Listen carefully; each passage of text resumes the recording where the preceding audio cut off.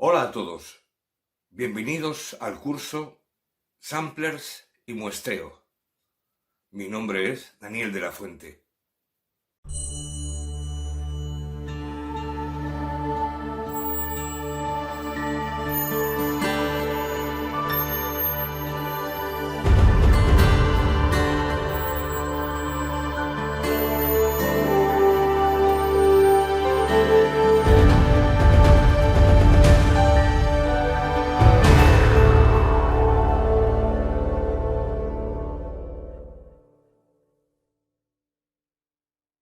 Hola amigos, bienvenidos a este cuarto vídeo del curso Samplers y Muestreo. Y tal y como os prometí, vamos a empezar con el tema interesante de la edición de muestras, o, como lo ponen en los samplers, Edit Sample.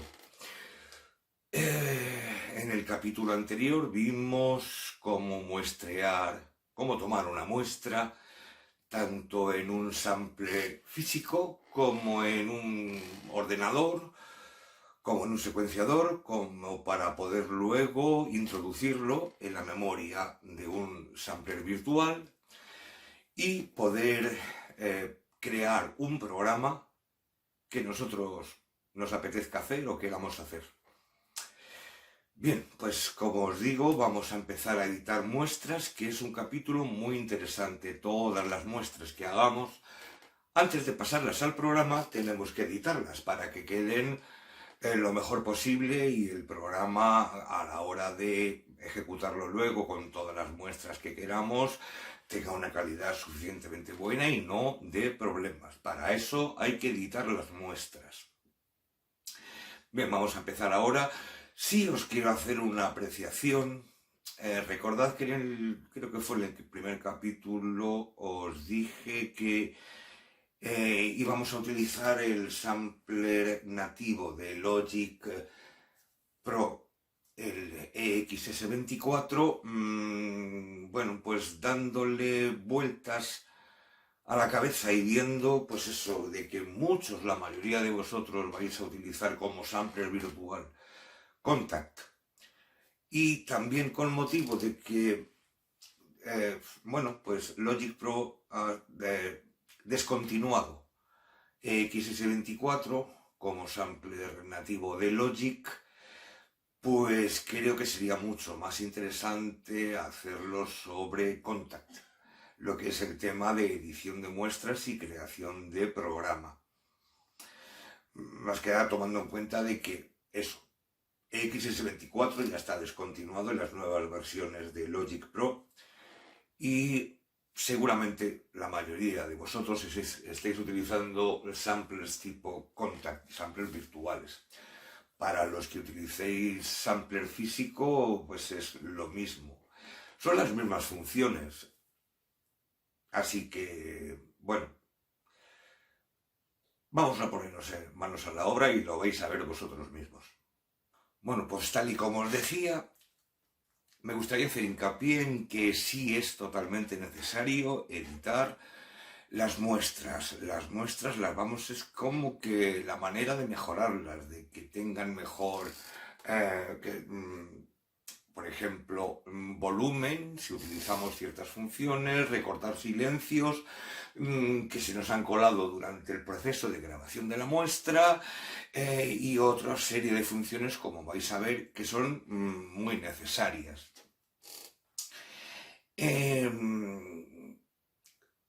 Prácticamente todas las muestras que hagáis van a tener que ser editadas antes de pertenecer al programa donde juntéis todas las muestras que hagáis.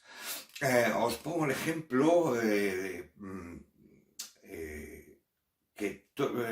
para comentaros que desde toda la vida prácticamente las funciones de edición de muestra vienen siendo las mismas, es decir, tanto para un sampler tipo S1000 físico como para un sampler virtual. Las mismas funciones que os encontrabais en los parámetros de edición de muestra de un S1000 los vais a tener en vuestro secuenciador a la hora de retocar una muestra de audio que hayáis grabado. Por ejemplo, aquí os pongo unas pantallas de cómo era la edición de muestra del SEMIL, y os vais a encontrar, pues eso, los cortes de start point, de end point, os vais a encontrar loop, os vais a encontrar time stretch, os vais a encontrar reverse, que eso lo vamos a tener en nuestro secuenciador a la hora de que grabemos una pista de audio, sea para una grabación normal, una pista que hagáis, un recording, o sea específicamente para grabar una muestra. Son los mismos parámetros. Por eso vamos a hablar de ello y vamos a explicarlos paso a paso para que sepáis qué hacer una vez que habéis grabado una o varias muestras, cómo editarlas. Bien, pues vamos a empezar con los parámetros que necesitamos retocar una vez grabada la muestra.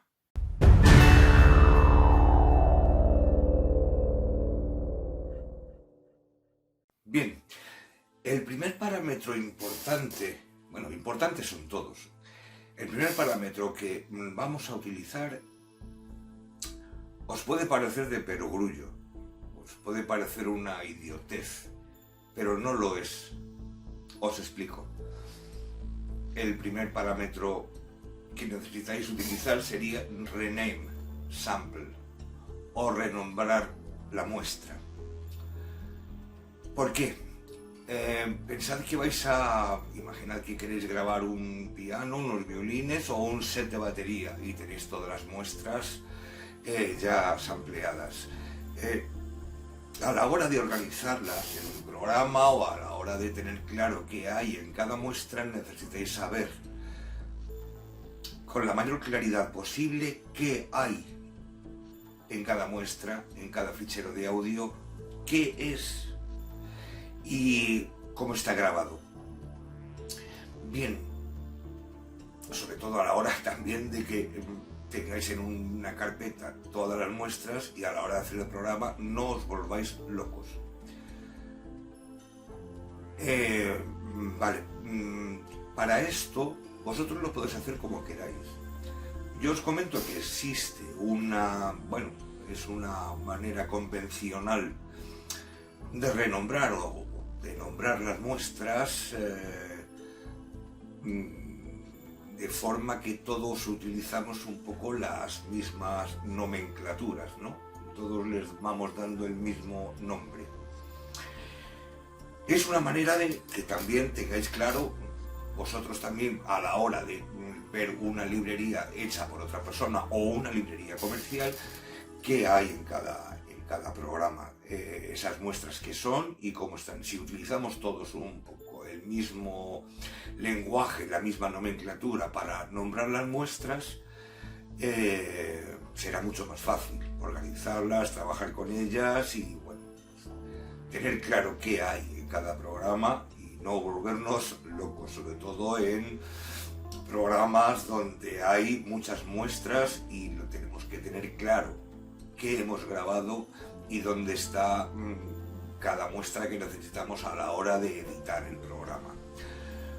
Os voy a poner un ejemplo ahora, unos ejemplos de cómo se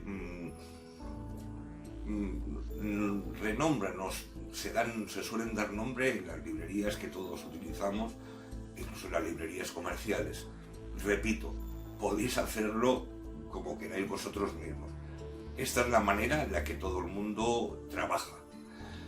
¿Vale? Si aprendéis un poco cómo hacerlo, cuando destripéis una librería de otro programador o una librería comercial, vais a identificar muy fácilmente qué es cada cosa.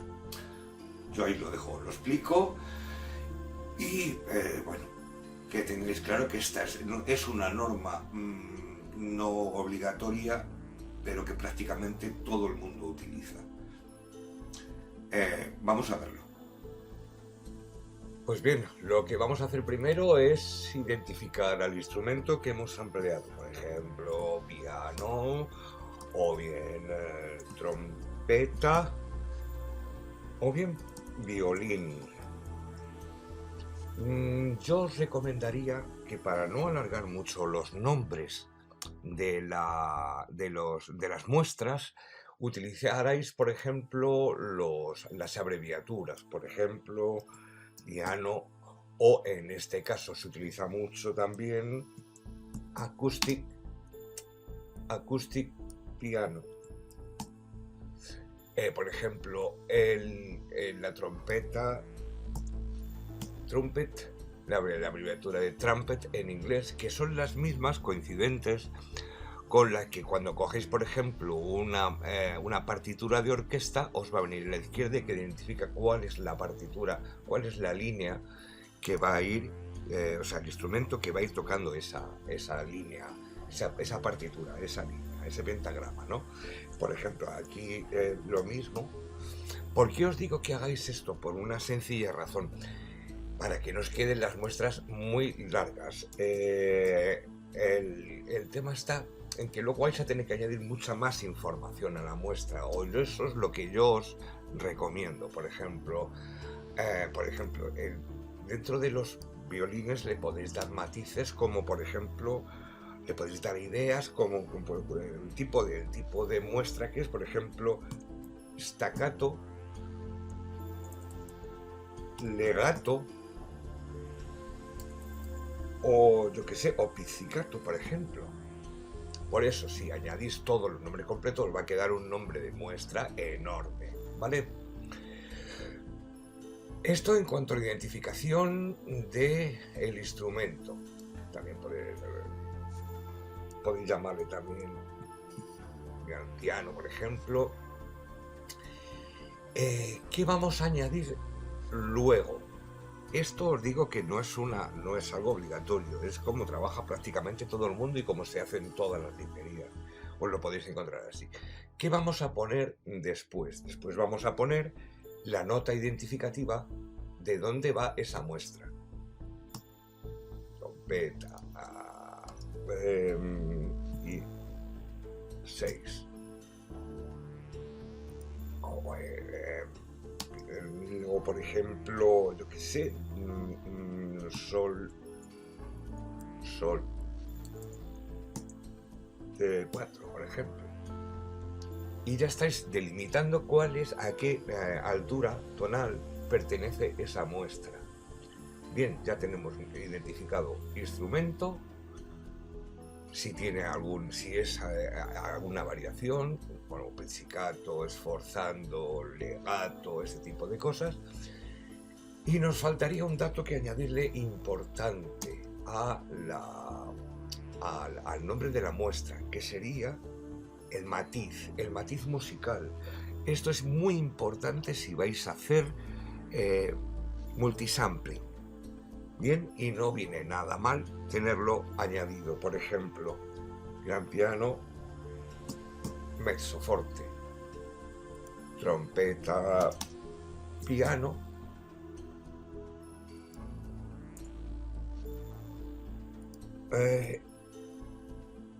o bien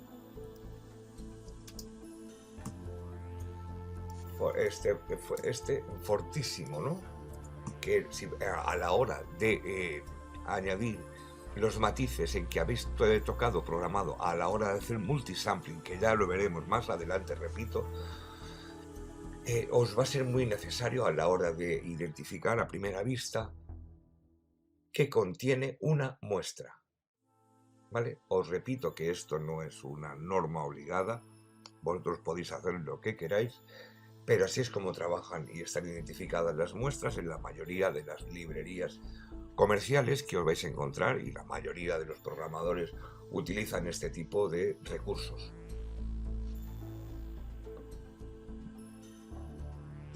Bueno, pues esto en cuanto a los instrumentos convencionales.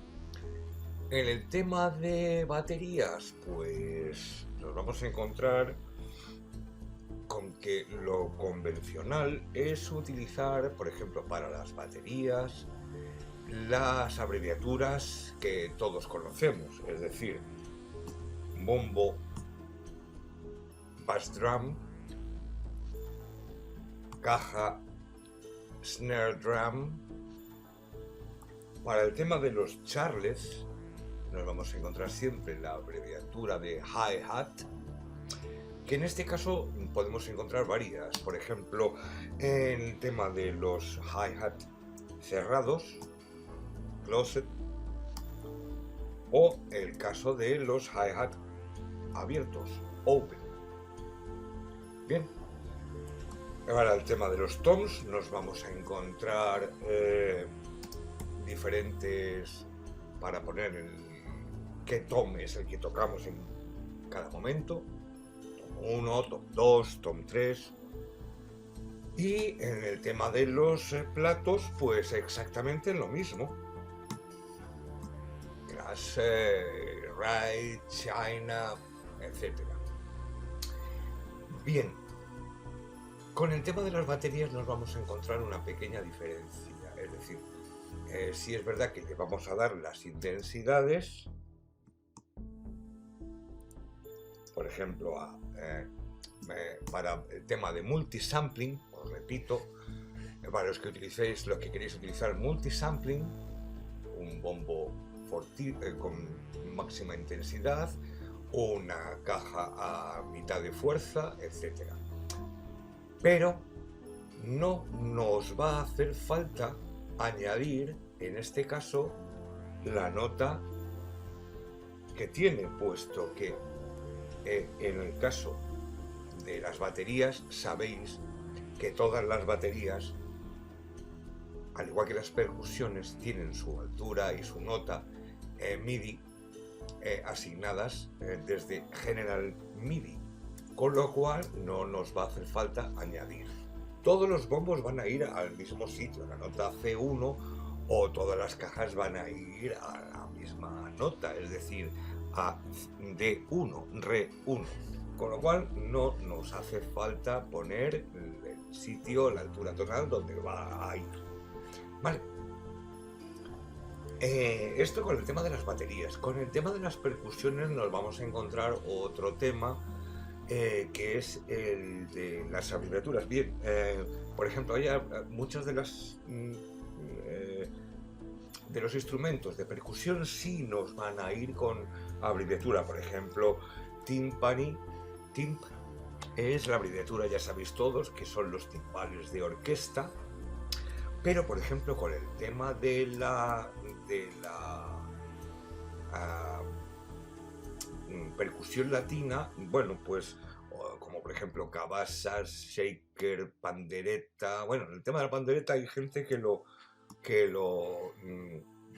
apocopa con el término anglosajón de tambourine. Pero, por ejemplo, cabasa, cuica, ese tipo de cosas se suele poner completo. Bien, más se suele poner la intensidad. De todas maneras, ya sabéis que este tipo de baterías y percusiones no hace falta ponerle nombre de nota, porque sabemos todos ya que esto va a la misma altura tonal que nos marca General MIDI. Es decir, General MIDI nos da un sitio para la cabasa, otro para la pandereta, otro para la clave, etc. No hace falta que pongáis altura tonal o nota, puesto que lo tenéis en las tablas de General MIDI. Os recomiendo, si alguno no lo tiene claro, que echéis un vistacito al capítulo del curso Todo sobre MIDI, donde hablo de General MIDI y las tablas de instrumentos y las tablas de batería y percusión, a la hora de que sepáis dónde van colocado cada instrumento de batería y cada instrumento de percusión.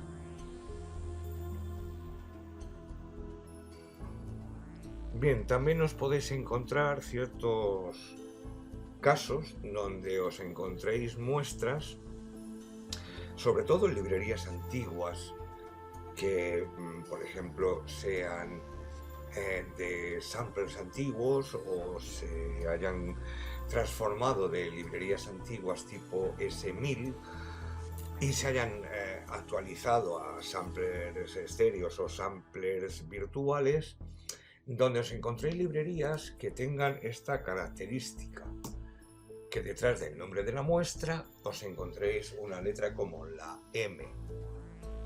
Bien, ¿qué os va a decir este tipo de nombre de muestra? Que es un violín legato, tocado legato, que esa muestra pertenece al al sol 4, que está tocada fortísimo, y la muestra es mono. Mientras que, por lo contrario, si os encontráis esto, os va a decir que la muestra es estéreo. Os repito que esto solía pasar con algunas librerías antiguas donde las muestras venían o en mono o venían en estéreo. Bien. Generalmente esto, pues ya os digo, de librerías antiguas, donde incluso había samplers mono o podéis utilizar una muestra mono. ¿Cuándo podéis también vosotros decidir si queréis que una muestra sea mono o sea estéreo? Lo podéis decidir también vosotros. Por ejemplo, en el caso de baterías, a lo mejor no necesitáis que la muestra de una caja sea estéreo. Con la muestra mono os vale, porque en primer lugar, cuando uno microfonea una batería en un estudio, generalmente suele utilizar un micrófono para la caja, es decir, la caja va en mono. ¿Cómo le dais el espacio en la caja en un playback, en una canción? Utilizando pues efectos, utilizando delays, reverbs, etc. Es decir, podéis utilizar una caja mono si lo deseáis. Podéis decidirlo vosotros mismos. Luego ya en el playback, cuando mezcléis, le daréis el sitio estéreo, le daréis ese espacio, ese ambiente. Entonces no os hace falta samplear una caja estéreo, aunque la caja sea mono. Vale. Bien, que sepáis que esta nomenclatura también existe y os la podéis encontrar. Otra opción que os podéis encontrar, esta por ejemplo, os vais a encontrar un loop que os indica que es el que lleva el nombre Salsa 5 y os encontráis esta nomenclatura. ¿Qué significa? Que es un loop que se ha muestreado durante 1 o 2 compases a 128 BPM. Ya os indica la velocidad a la que va el loop. Puede ser que tengáis la suerte de que vuestro tema vaya a 108 BPM o a lo mejor va a 110. ¿Qué tenéis que hacer en este caso? Pues tendréis que hacer un proceso time stretch para adaptar ese loop que va a 108 BPM a un tema que va a 110 BPM o a 120 o a 80. Bien, hay posibilidades de hacerlo, hay herramientas para hacerlo. Ya lo estudiaremos, ya veremos a ver la opción time stretch un poquito más adelante también. Pero que sepáis que existe y en loops de librerías de loops antiguos os vais a encontrar estas nomenclaturas para que sepáis en todo momento qué velocidad en BPM lleva el loop y os sea mucho más fácil adaptarlo a vuestro playback o a vuestra canción.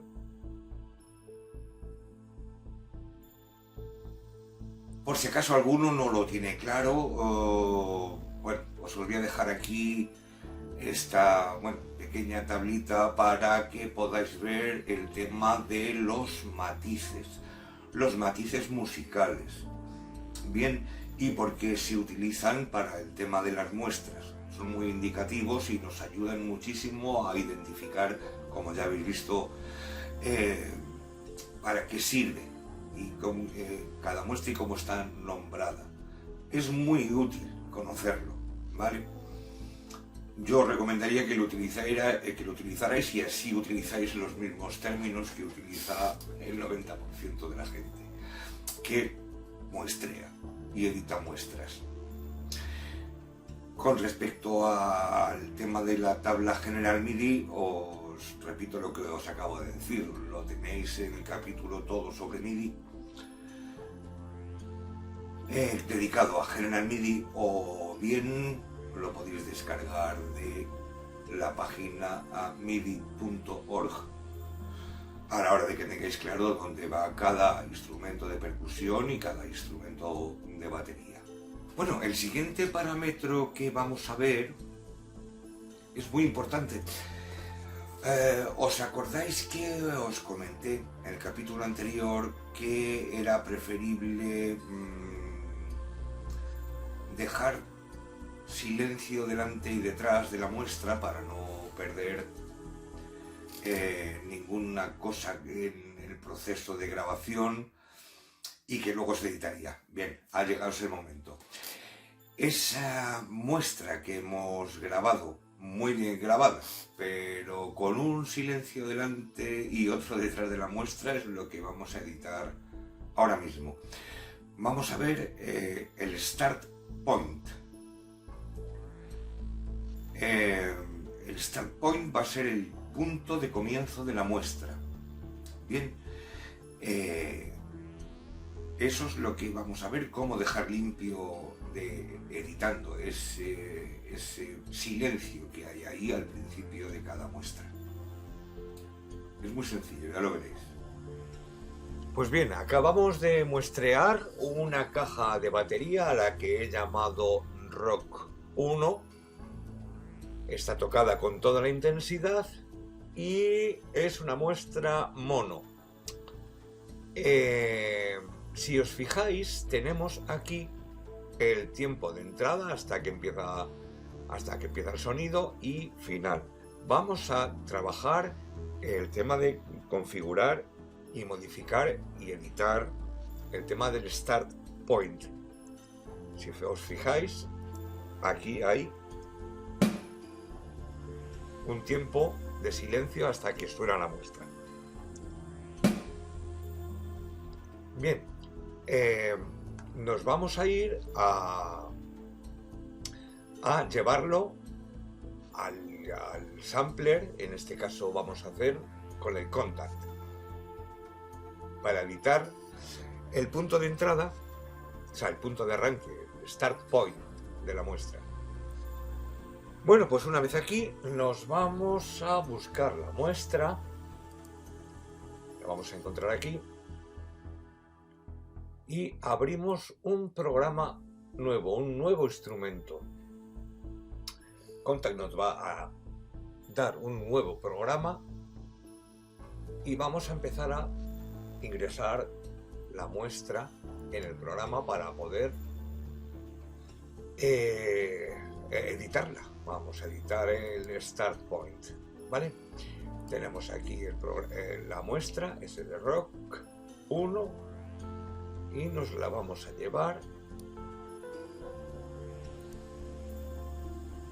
a su sitio, que sería D1, según la tabla de General MIDI.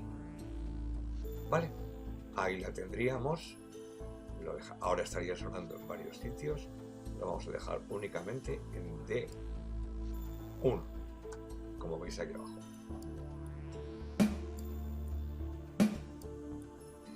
Muy bien, veis que está ese tiempo de entrada que nos da el start point en un silencio. Bien, pues tendríamos que ir a editarlo. Aquí tenemos la muestra, ¿de acuerdo? Bien, lo que habría que hacer en este caso es ajustar el start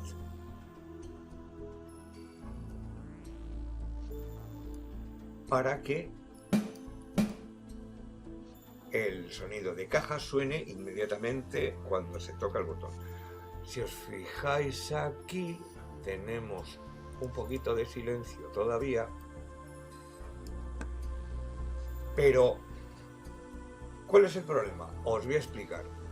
El problema está que este tiempo de atrás va a seguir estando en la muestra. Es decir, todo esto, este silencio que no vale para nada, va a pertenecer a la muestra,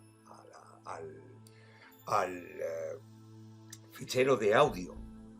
No necesitamos eso. No nos ayuda a nada tener un montón de audio ahí en silencio, porque primero, porque ocupa espacio, y segundo porque no vale para nada. Sería interesante, que no sé si lo hace, que Kontakt nos diera la opción de que todo esto lo pudiéramos borrar para que el principio de la muestra cayera aquí. Pero, bueno, yo de momento no he encontrado dónde podríamos cortar esa muestra. Si alguien sabe, que me lo diga, porque yo no he encontrado cómo eliminar, cómo borrar, cómo hacer un delete aquí. Con lo cual, nos vamos a ir a Logic, al editor, a la página de Logic, y lo vamos a hacer desde la muestra, desde el editor de audio.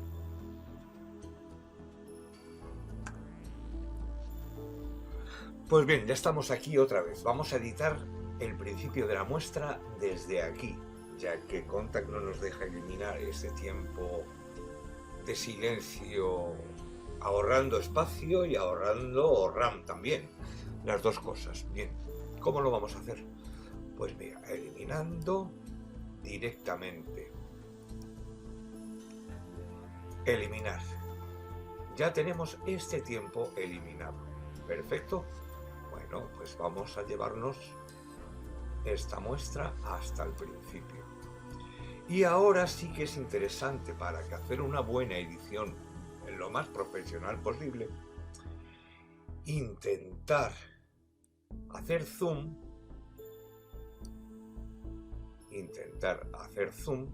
lo más posible para ver dónde está realmente el comienzo de la muestra.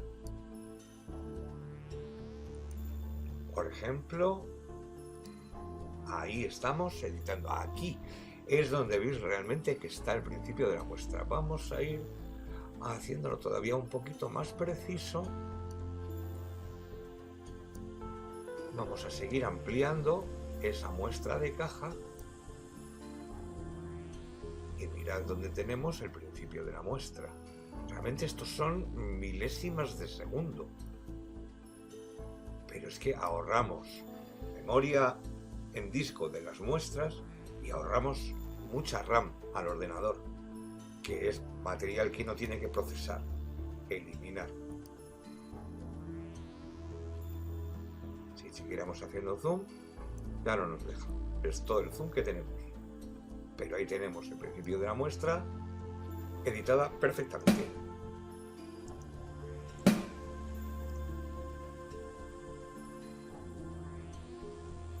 Perdón, se me olvida comentaros. Una vez editado esto, y para tener los cambios, vamos a hacer una cosa. Vamos a convertir este nuevo pasaje de audio en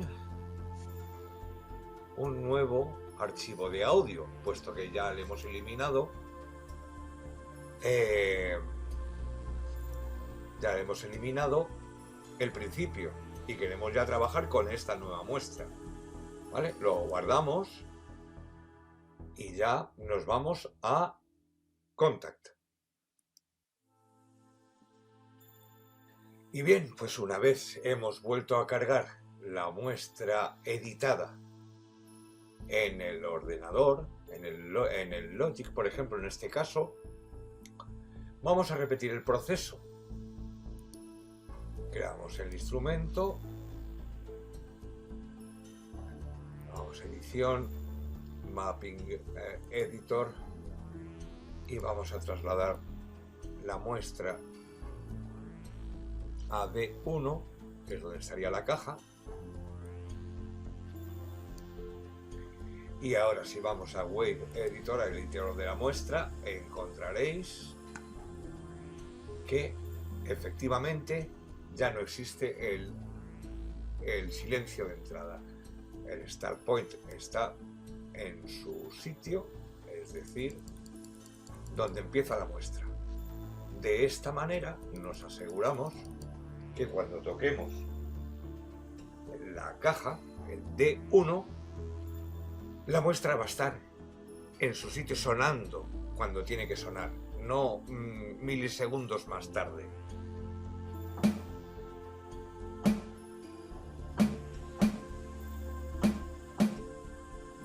Y así es como se edita un Start Point. de la manera profesional. Y por supuesto, el segundo parámetro de edición muy interesante es, como podréis imaginar, el end point o punto de final de la muestra. Es donde vamos a delimitar algo tan importante como qué es muestra y qué es silencio, que no nos vale para absolutamente nada más que para ocuparnos espacio en nuestro disco duro y ocuparnos RAM cuando carguemos esas muestras. No queremos que eso suceda. Con lo cual, ya habéis visto, editamos principio de la muestra y final de la muestra. Vamos a editar el final de la muestra. Con el tema del endpoint vamos a hacer lo mismo, como os acabo de explicar. Todo ese tiempo de silencio es tiempo que no sirve para nada y que sin embargo os está ocupando espacio en vuestro disco duro y os va a ocupar espacio en la RAM cuando carguéis esta librería que vais a utilizar. Bien, el procedimiento prácticamente es el mismo, ampliamos. Veis que aquí todavía queda un poquito de muestra, si queréis respetarlo, me parece muy bien. Vamos a seleccionar todo lo que hay detrás, que veréis que corresponde con esto. A ver, ahí lo tenemos. Bien, perfecto. Eliminamos.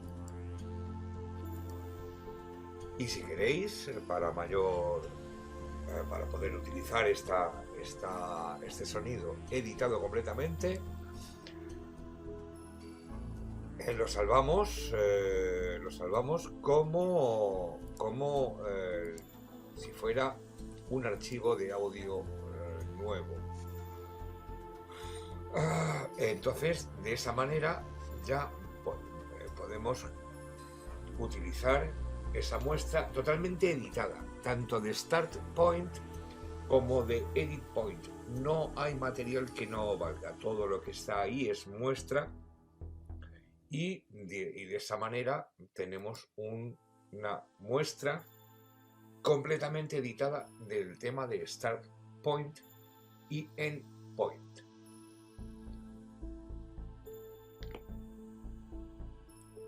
Bueno, pues hasta aquí este primer vídeo. No quiero hacerlos muy largos para que tengáis todas las materias fácilmente identificables en cada vídeo. Bien, poco a poco vamos ampliando los conocimientos. Ya sabemos grabar una muestra en un sampler físico o en un secuenciador. Y poco a poco vamos ampliando todo el material que necesitamos a la hora de aprender a editar una muestra profesionalmente, dejarlas listas y preparadas para incluirlas en un programa. En el próximo vídeo seguiré ampliando los conocimientos sobre cómo editar una muestra a otros tipos de parámetros importantes como normalize, como reverse, como el tipo de disparo, el tipo de muestra, cómo se lee la muestra según la editemos. Y bueno, eso será en el próximo capítulo y de momento, bueno, pues que aprendáis cómo se editan las muestras es lo que estamos buscando en este curso. Y bien, recordaros también que si os apetece suscribiros o suscribáis, todo nos viene muy bien, darle un like o compartirlo. Y bueno, que cualquier duda que os surja, sabéis que, como siempre os digo, me podéis escribir y yo os voy a tratar de responder la duda lo antes posible. ¿De acuerdo? Y nada, pues nada, recordaros que soy Daniel de la Fuente y esto es el curso Samplers y Muestreo. Muchas gracias y hasta el próximo vídeo.